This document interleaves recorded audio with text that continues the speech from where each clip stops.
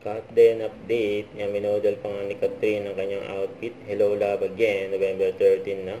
At may maswerte pa nga nakapagpa-picture sa Cut din dyan sa backstage sa tent. At sana all. Dahil pa nga tao napunta sa moto ng Cut din sa SM City, Caloocan. Yung bagong mall yan sa Caloocan.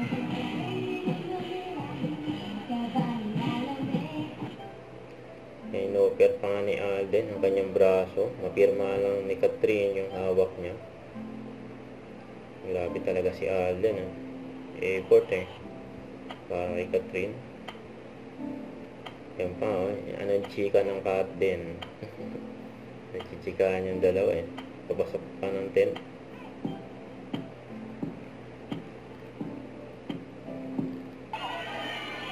Bagong mais ng Kat din, picture taking muna sa mga fans nila dyan.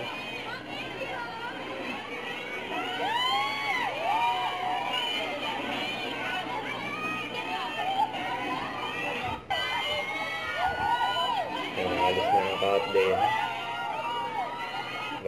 Huwag kalimutan mag-subscribe, click ang notification bell para ma-update po ang Richard Reaction Live. Bye guys, thank you for watching.